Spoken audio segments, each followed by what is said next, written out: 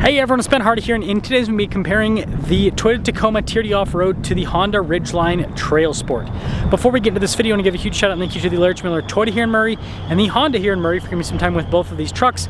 I'll include a link to their website in the description down below, both their websites rather. I'll also include a link to my car buying guide. Let's get into it.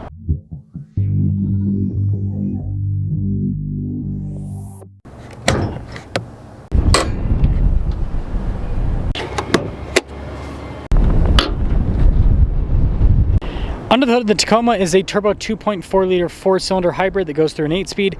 Fuel economy with this is 22 around town, 24 on the highway, with power outputs being 326 horsepower and then 465 pound-feet of torque. You can also get this with a non-hybrid that's a little bit more affordable. Powering the Ridgeline is a 3.5 liter V6 naturally aspirated, goes through a 9-speed. Fuel economy with this is 18 around town, 23 on the highway, with power outputs being 280 horsepower and then 262 pound-feet of torque.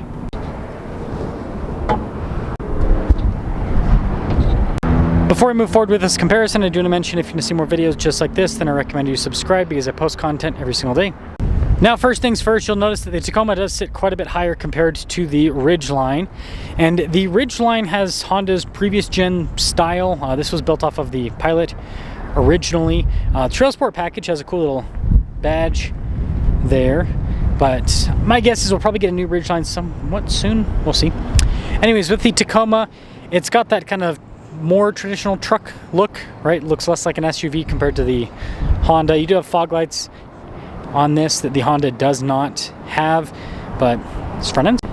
So with the Honda, turn wheel setup is 245 by 60 by 18. With the Tacoma, it's 265 by 70 by 18. So the Tacoma has significantly bigger tires, and you can fit even bigger tires under the Tacoma. With the Ridgeline, you can fit a little bit of extra rubber, but yeah, not as much. Again, it's a unibody vehicle.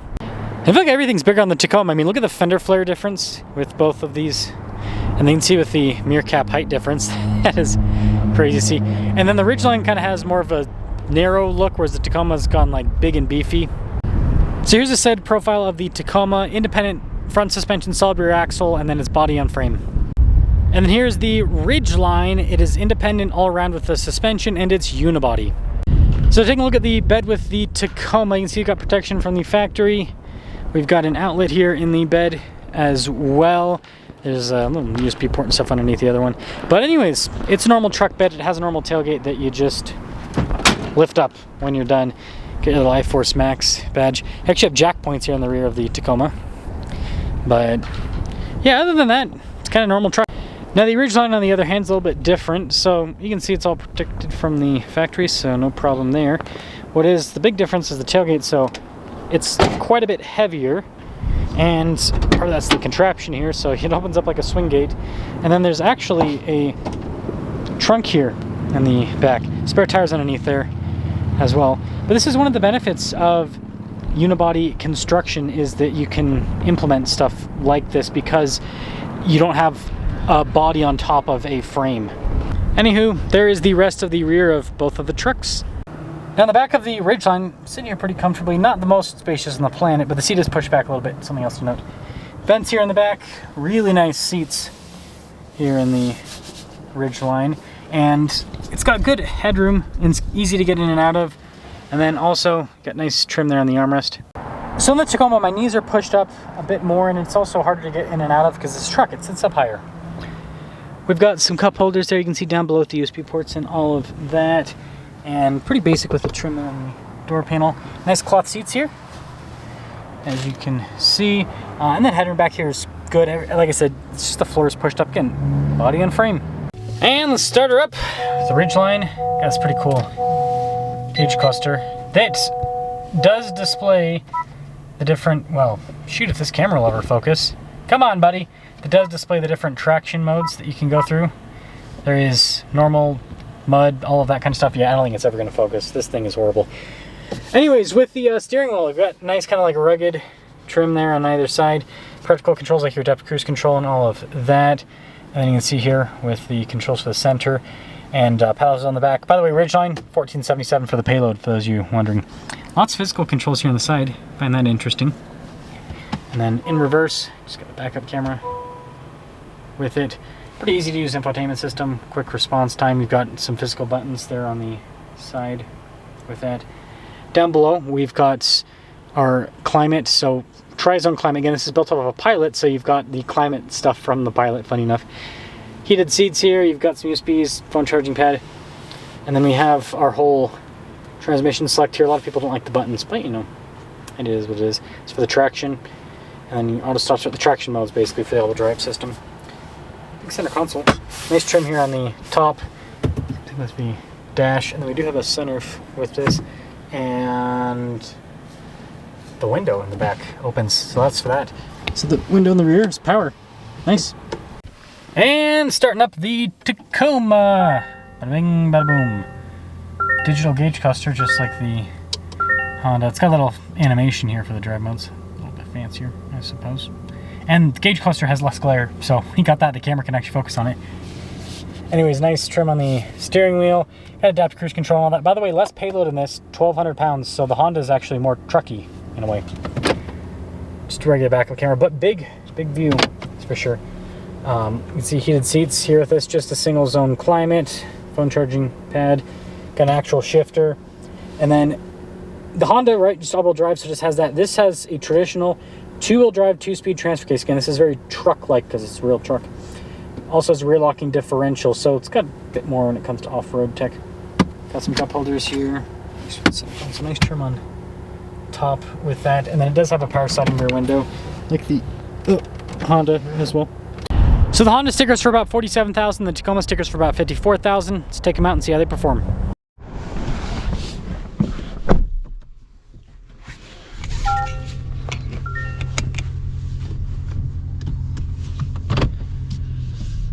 Well, let us set off in the Tacoma.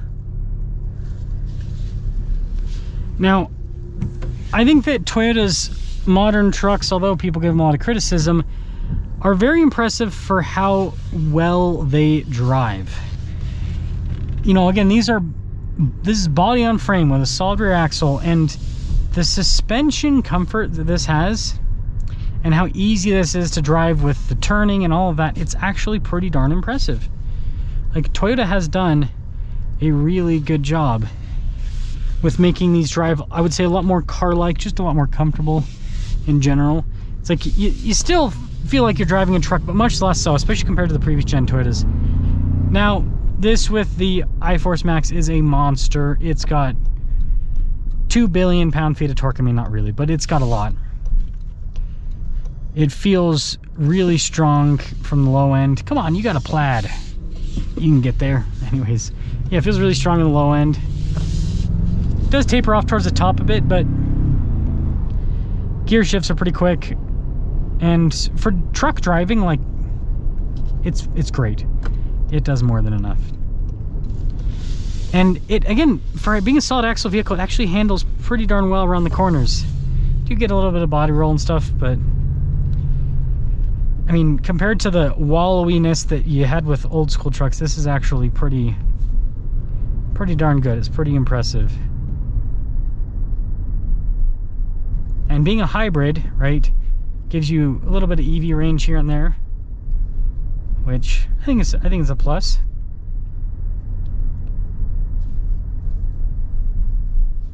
Yeah, suspension's great, and off-road, here's the thing, body and frame, right, you get that body and frame isolation, so off-road this goes over the bumps much better, but it is busier on-road. That is one downside about body and frame and solid axle, especially the back end. This back end's gonna be a little bit busier. Yeah, this is great though. So that being said, let's go pop into the Ridgeline, the fake truck as everyone calls it, and let's see how that performs compared to the Tacoma. Well, let us set off now in the Ridgeline back to back with the Tacoma. I mean, the first thing you notice is just how much closer you are to the ground in the Ridgeline.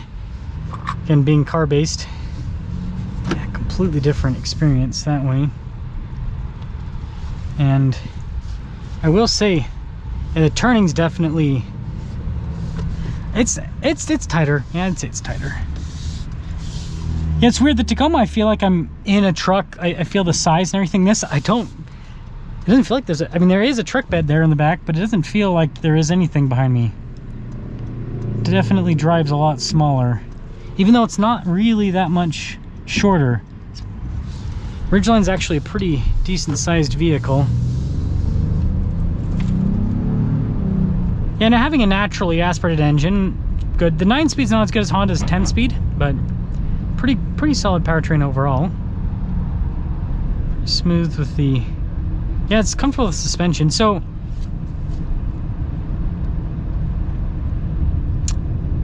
here's how this kind of goes. If you want a, I would say kind of like a better daily driver, right? It's a little bit more comfortable with the ride. Well, yeah, more comfortable with the ride on road.